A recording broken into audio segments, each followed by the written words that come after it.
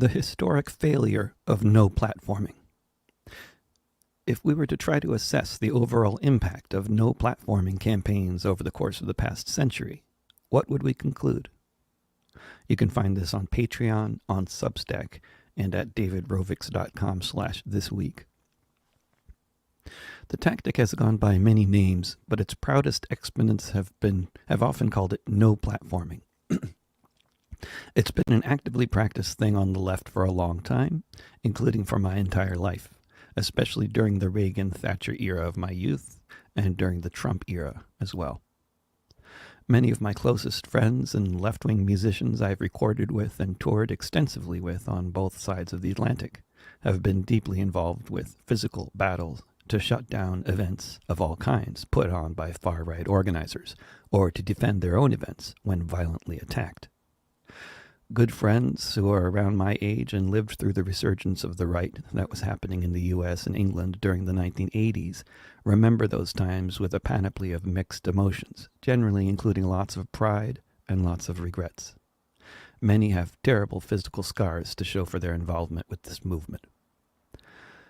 Like so many veterans of real wars, they are generally traumatized by their experiences and often wonder how necessary it was for some of those fights to be fought in the way that they were. At the same time, we are all to varying degrees surrounded by a left culture that lionizes certain glorious and especially clear-cut moments of no platforming, such as the successful violent effort in 1936 to stop British fascists from marching through a Jewish neighborhood in London that has gone down in history as the Battle of Cable Street. It would barely be an exaggeration to say that in England, every politically oriented songwriter alive today, from teenage punks to elderly veterans of the folk scare, has written a song about the Battle of Cable Street. Most have also written at least one song that includes the Spanish phrase, "No pasarán," they shall not pass, popular especially as a slogan of resistance against the right during the Spanish Civil War in the 1930s and during the Battle of Cable Street. The most widespread and most violent form where we could say the tactic of no platforming was applied was throughout the streets of Germany in the early 1930s, when the left and the right were regularly waging pitched battles, which were usually won by the left. That was just before Adolf Hitler's National Socialist Party got a significant chunk of the vote, and he was invited to join the government, after which he declared himself dictator and invaded a whole lot of other countries, slaughtering tens of millions of human beings in a wide variety of ways. Ever since that genocidal episode of the 20th century in Europe, there has been talk about the next Hitler by some element of society every time a new president gets elected in the U.S. Although most presidents since the Second World War share lots of things in common with Hitler, such as regularly vilifying marginalized people and having a penchant for dropping lots of bombs on innocent civilians in lots of different countries in the name of progress, none of them have quite gotten to the point of firing up any gas chambers, which is not to dismiss the possibility that this might change. In any case, the received wisdom from the rise of Hitler and from the Battle of Cable Street is that when fascists are again rearing their ugly heads in society, running for office, giving incendiary speeches, holding marches, and saying hateful things on TV and on social media and everywhere else, they need to be deplatformed in every possible way, by any means necessary. It's urgent. Fascism is around the corner, and the lesson from the streets of Germany, it seems, is the left didn't fight hard enough. If they think they can occupy a space somewhere in society and have some kind of platform, they must be shut up and beaten down. We have all grown up in the shadow of the Nazi Holocaust. How could this not be the case? Hitler has been the official face of evil ever since he started invading all his neighbors, and there are millions of people in the U.S. who lost much of their extended families back in Europe to Hitler's genocide, including me. Between the reality and the propaganda, that's quite a combination. And we have all grown up to respect and admire the brave souls who fought and often died in the struggle against fascism, whether they were part of the D-Day landings or suppressing Mosley's boys in London. To be very clear, I am part of this cultural milieu. I'm a little part of this history, too. And I'm not at all trying to pretend otherwise. I have also written a lot of no pasaran songs and celebrated the many fighters against fascism in its various forms, including those who have practiced extreme forms of no platforming, such as assassination. In recent decades, but particularly in the past few years beginning with Trump's election, we've had a situation where media and social media figures, authors, activists, and cultural figures, politicians, and so many other people are daily being denounced as Nazis and subjected to all sorts of no-platforming efforts because they're critical of COVID policies, or they support peace negotiations between Russia and Ukraine, or they're critical of Israeli apartheid, or they interviewed and thus in theory lent credibility to the wrong person on their YouTube channel.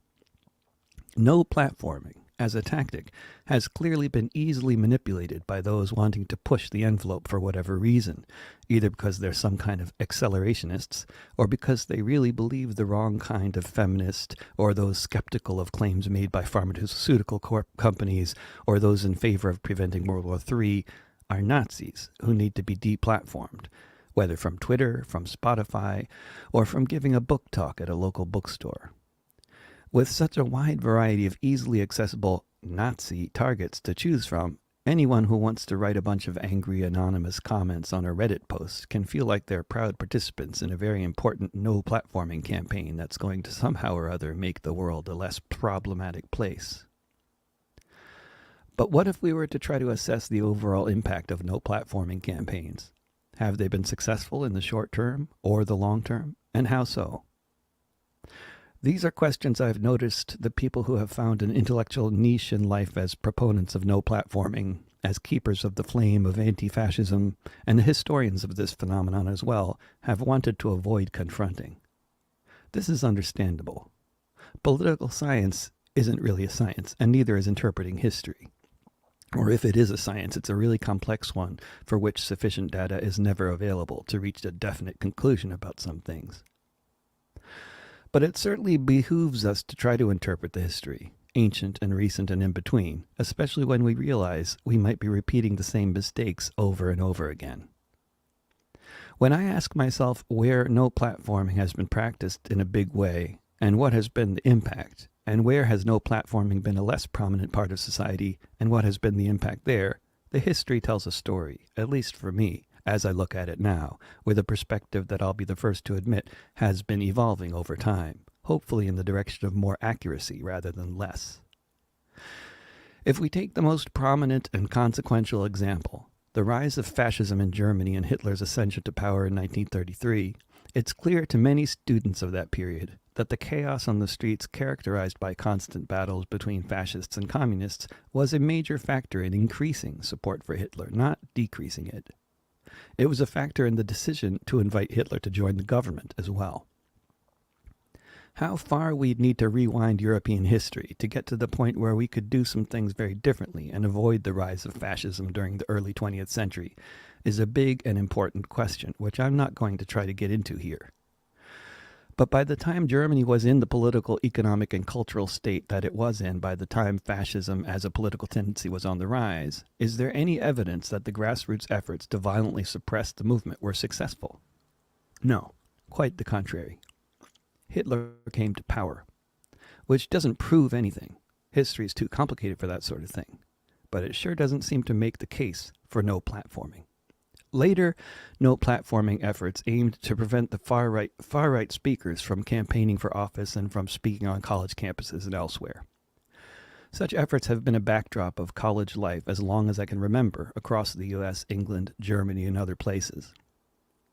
In a myriad of cases, no platforming campaigns against fairly clear-cut Nazis have expanded to include all kinds of people that wouldn't normally be considered Nazis, such as peace advocates having a book talk in Minneapolis, lesbians wanting to organize a festival who have the wrong definition of womanhood, or journalists interested in exploring a wide variety of viewpoints among the people they interview. In Germany today, the no-platformers say white environmental activists are racist if they have dreadlocks. In England today, the no-platformers are attacking anyone who has ever been associated with Jeremy Corbyn due to his alleged anti-Semitism. In the US today, so many of the best tenant organizers, community organizers, and left intellectuals and artists are being constantly smeared with accusations of all kinds in an online frenzy of no platforming campaigning that could only be conceived of in a world where corporations that profit from our conflicts control our means of communication, and our lives are largely lived online through their algorithms. And what has been the result of all this no platforming? In England, they drove the National Front off the streets, but the Conservatives running the country today have adopted policies that those racists hadn't even thought of yet. In the US and England, my friends may have had success in their endeavors to make sure no pub is a Nazi pub, but the next chapters in these countries has been Trump and Brexit. Again, no evidence that no platforming was responsible for Brexit or Trump. But I see no evidence that it played any role in preventing these things from happening, and lots of reason to believe that these kinds of campaigns were easily weaponized by various media and social media to make the no-platformers look like wackos, which in many cases is not difficult. Just catch them on camera yelling obscenities at people waiting in line to hear someone talk. And what of those places and time periods where no platforming was not a prominent feature, but where life was more likely to be characterized by popular public works projects or popular universal programs that benefit and engage all of society? I don't want to overstate the difference between, say, places like Denmark or Sweden with places like Germany, England, or the US. But the countries that have been more characterized by polarized politics, no platforming campaigning, and a lot more black and white analysis are the ones that have had the big problems with fascism and corrupt neoliberal war-making regimes like those currently running things in the US and the UK. Whether you look at the big overview of the past century, when you look at the big overview of the past century, there seems to be no question that the countries whose populations generally pursued a path more oriented towards finding commonalities and building a better society based on them have done much better. I'm not only interested in history and current events, but I've spent a lot of time in all the countries I'm talking about. One of the most notable things about Scandinavia is how much those societies are oriented towards raising happy children. Certainly, compared to most of the world, the child care and the schools are top-notch, and there's generally an emphasis on the welfare of children coming first. See Danish pandemic policies for some clear examples of this thinking in action. Seeing all the great parenting everywhere around me in Scandinavia, and thinking about how this great parenting is largely the result of a successful long-term social experiment to raise a society full of happy children who will make great parents, I have no doubt that this approach to society has made it much more difficult for no platforming and widespread suspicion of each other for being closet fascists to become a widespread phenomenon. And it especially makes the practice of stomping out the fascists wherever they surface a difficult tactic to embrace for many people in Scandinavia, from what I've observed. Because no one would raise their children that way, to stomp on anyone. Yes, in early 20th century Germany, the US, and many other places, it was popular to believe that there was an evil spirit lurking within all babies, and this wildness must be beaten out of the children in order to civilize them. Many people have argued that the widespread acceptance of this sort of parenting helped fuel the rise of fascism and authoritarian rulers in many parts of the world. But for the past several generations in Scandinavia and some other places, this kind of authoritarian parenting has been rejected in favor of fostering the emotional intelligence and general well-being of the children of the society. The idea that some kids are just bad and need to be stomped out is not really a way of thinking there, and I think this lack of interest in stomping out the wild spirit of the children tends to extend itself into the world of adults and a generally high degree of mutual respect in society. When you look at no platforming from the vantage point of good parenting, it's obviously a hugely troubling tactic. Because if you're not going to actually kill a person, be they child or adult, how would you expect someone to react to being prevented from attending an event, or prevented from speaking, or denounced as a Nazi, an anti-Semite, a racist, a TERF, an abuser, etc.? Do children tend to become more civilized and thoughtful if you yell at them, denounce them, or beat them more? I've heard they don't. Why should adults react differently to such treatment? History, from the 1930s to the present, would indicate that they don't. A whole lot of anecdotal evidence suggests, on the other hand, that if you're living in a society where what's happening is the building of cooperative housing for everyone, with good schools for all the kids and a giant tree-filled courtyard with a playground for them to play in, what happens is the parents and the kids generally learn to get along fine, whether they're white, black, right wing, left wing, etc. This phenomenon has been observed from Tennessee to Trondheim. Now, we could have some groups building cooperatives like that, and at the same time have other groups denouncing the cooperative builders as Nazis for daring to associate with all sorts of deplorable people who also need housing and schools for their kids. We could call this situation diversity of tactics.